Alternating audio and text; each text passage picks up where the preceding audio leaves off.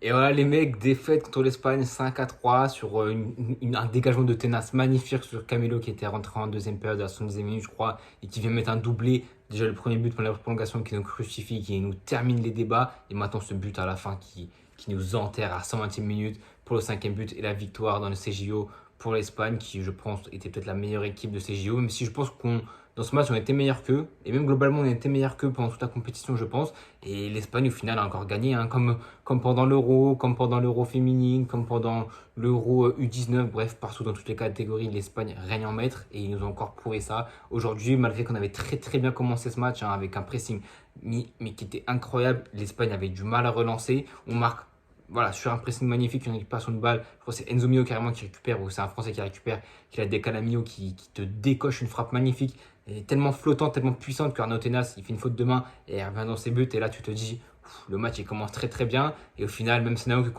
que contre France, Espagne pendant ces demi d'euros, c'est-à-dire une France qui marque très tôt, qui met son empreinte de jeu directement, qui au fil du temps perd un petit peu le fil du match, laisse le ballon, laisse la possession à l'adversaire qu'est l'Espagne. Et 18e minute, Fermin Lopez sur pas un contre, mais une action très bien menée de l'Espagne. On n'est pas agressif sur le porteur du ballon, on les laisse jouer, on les laisse créer des occasions. Ça va sur Fermin Lopez qui voilà, frappe croisée magnifique et on le savait que, enfin en tout cas moi je le savais parce que j'ai vu le match de pré-saison et même avant les matchs de pré-saison des JO, on savait que cette équipe de France avait une défense très fébrile et que c'était sûrement notre point faible, à part qu'on avait un Game Brest qui était exceptionnel. Et avant les demi-finales contre l'Egypte et cette finale, il encaisse 0 but, hein, qu'on se le rappelle très bien. Il encaisse un but contre l'Egypte et là, malheureusement, il en prend 5, il prend plein taré dans sa tête. C'est dommage parce qu'en plus, je vais en parler après dans ce débrief, mais il a été très très bon. Et ouais, on prend un but de Firmino Lopez qui, dans sa saison de la révélation, lui, c'est une vraie saison de révélation. Je crois qu'il a 18 ans et il vient un pur produit, pas de la Masia, mais il vient du Real Betis. Il était très jeune à la Masia.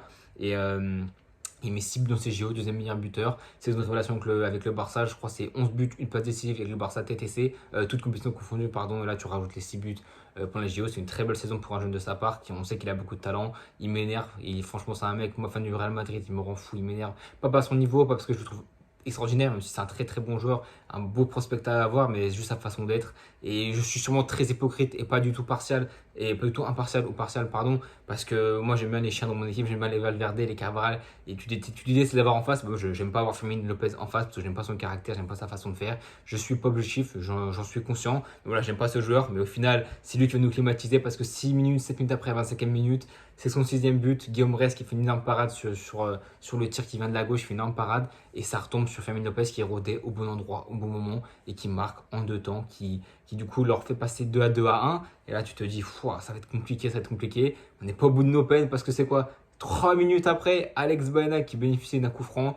et qui met un coup franc magnifique. Ça rappelle clairement celui-là de Neymar dans la remontada contre le PSG. C'est pas la même angle de frappe parce que Neymar il tire pied gauche et il enroule sa frappe et le mur pied gauche. Là, c'est Alex Baena qui le prend pied droit et qui enroule pied droit et Guillaume reste pour rien faire.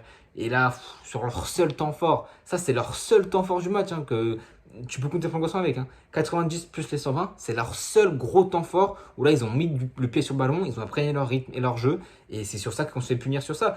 On prend les 3 buts en même pas quoi, c'est 10 minutes. On prend les 3 buts en 10 minutes et là on se dit, enfin en tout cas moi je me dis, c'est compliqué, c'est beaucoup trop d'encaisser 3 buts comme ça. S'il dit là qu'il a fait un bon euro, les gens veulent l'éteindre parce qu'il y a peut-être potentiellement un futur Marseillais, ils veulent l'éteindre, mais il a fait un très bon JO au global et là il passe complètement à côté de sa compétition, enfin de cette finale, parce que toutes les actions viennent de son côté et malheureusement il est trop attentiste et c'est un problème global de la défense et du milieu de terrain. C'est pour ça que Thierry fait des changements, il enlève Chotard au milieu de terrain, il a rajouté un Manessa Kliouch qui a été buteur dans ce match, même si voilà, buteur, est-ce qu'on l'accorderait pas plus à un contre son camp, même si, ou alors si tu ne l'accordes pas à un contre son camp, tu l'accordes à Olysée parce que c'est lui qui tire le coup franc. Et j'ai revu l'action, j'ai pas l'impression qu'aucun joueur la touche ou que le seul joueur qui la touche, c'est le défenseur. Donc voilà, c'est soit à Kliouch ou c'est soit un contre son camp qui, du coup, là-bas, le but est donné à Michael Olysée. Michael Olysée qui a été le MVP de l'équipe de France, je pense. Et je donne mon top 3 après. Et là, on se remet dans le match, quoi. Il met le but à la 70e minute, il me semble, 78e. Il reste 10 grosses minutes. La deuxième mi-temps, on a bouffé l'Espagne, mais d'une manière outrageuse. Vraiment, l'Espagne, comme je l'ai dit, l'Espagne, là, l'entraîneur a peut-être fait une erreur. Hein. Il enlève Fermin Lopez. Il enlève Rose, il enlève Alex Baena, il enlève Abel Ruiz, le numéro 9, il enlève 3 offensifs plus un milieu de terrain qui était plus offensif, Baena. Il met des défenseurs, des milieux de terrain, mais aussi l'offensif Carmelo qui va nous crucifier à la fin du match. Mais voilà, il fait des changements osés parce qu'il voulait garder le score. Et ce qui est logique, à 3-1, tu veux garder le score. En plus, il restait 15 minutes. Sauf que l'abnégation française, avec un public qui a poussé à l'unisson tout au long de la compétition. Et dans cette finale, l'équipe de France a été clinique parce que les occasions, on les a eues. C'est pas une question d'occasion. On les a eues. On n'a pas su les terminer. On a touché les poteaux. Arnaud Tenas qui dégage, enfin qui enlève des buts. Hein. Mateta qui met la tête à la fin de la première mi-temps. Il met une tête, normalement, elle est imparable. Et Tenas qui met la magnifique manchette. Olysée qui a été imprécis en première mi-temps, fin de première aussi. Voilà, on a eu beaucoup d'occasions. Si on aurait su profiter d'une occasion et marquer et être clinique, je pense qu'on gagne ce match dans les 90 minutes. On ne l'a pas été. On s'est réveillé tardivement par Magnès Akliou. Je crois par sa rentrée, il a apporté énormément. Et aussi par Jean-Philippe Mateta. Et l'entrée aussi de Kalimundo, c'est le penalty. C'est Thierry Henry qui a fait des changements qui ont payé. Un Kliouche qui a apporté.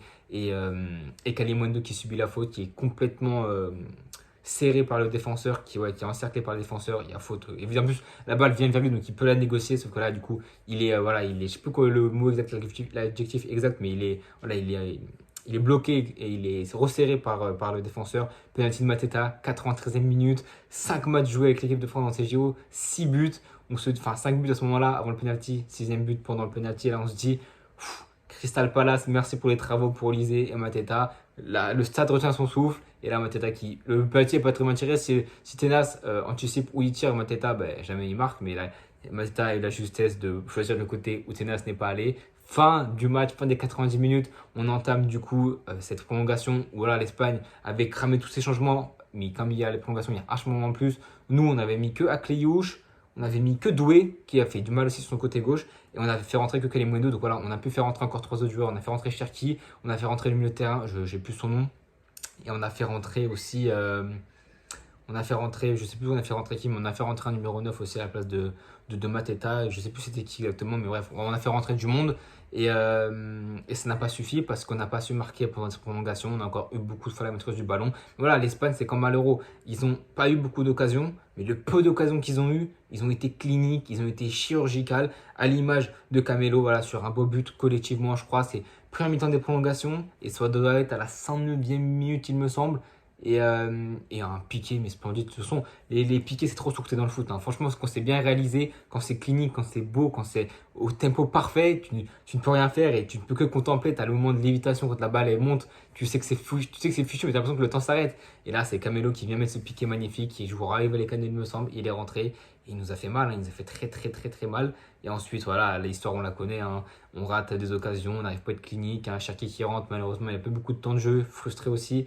Voilà, c'est dommage qu'on n'a pas fait jouer autant, mais bon, il y a des choix à faire, des décisions à prendre. Et Thierry Henry a fait des choix forts et les choix ont payé parce qu'au final, on arrive quand même en finale, on décoche la médaille d'or.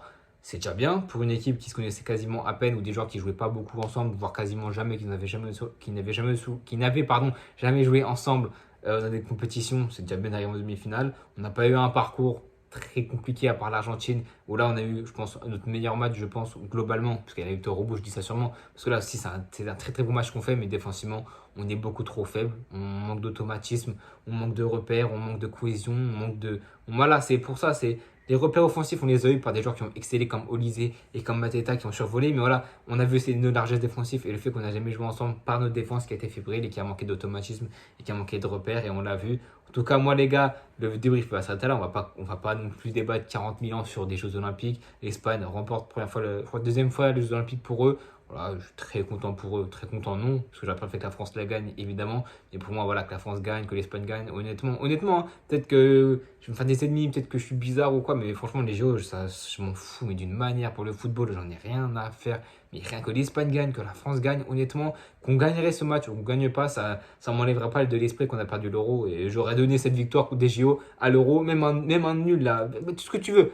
Je m'en fous de ces. Honnêtement, les jours, je m'en fous complètement. Par contre, j'ai vu la réaction des Espagnols qui avaient l'air très contents et très heureux. Donc voilà, nous, en tout cas, on estime que les JO n'est pas un grand tournoi de football. Mais les joueurs, j'ai l'impression qu'eux estiment beaucoup cette compétition parce que c'est notamment des joueurs qui n'ont pas l'occasion et parce qu'ils n'ont pas le niveau de jouer en équipe A ou alors c'est des jeunes, on sait qu'ils n'ont pas le niveau. Tu regardes l'équipe jeune de Tokyo là, qu'on a perdu en phase de poule, tu mets le 11, tu n'as quasiment aucun joueur, si ce n'est même aucun qui joue maintenant à l'heure actuelle dans l'équipe A. Donc voilà, là je pense que Didier Deschamps était dans le stade. Il a vu les performances de Olysée. Il a tout vu. Vous inquiétez pas qu'il va être là dès septembre pour l'assemblement des Bleus. Parce que là, s'il n'y a pas Olysée, je comprends pas. Mais bon, comment Didier Deschamps va l'utiliser aussi, c'est la question. Est-ce qu'il va faire comme Saliba a eu des miettes? Voilà, il est mecs qui part en jambes. Il rentre dans un contexte méga compliqué. Il ne peut pas s'illustrer. Il ne peut pas jouer son jeu. Et il va encore dire oui, mais vous avez vu, je l'ai fait jouer, mais il a pas été bon. Alors que c'est le contexte qui est pas bon et que tu laisses pas assez de temps. Donc voilà, on verra comment ça va se goupiller. Au final, médaille d'or, c'est bien pour le tableau des médailles. Et voilà les gars, on va pas débriefer non plus à 10 000 ans. Moi, je vais vous laisser sur ça. Demain ou après-demain, il y a la vidéo top 10 des futurs cracks à suivre.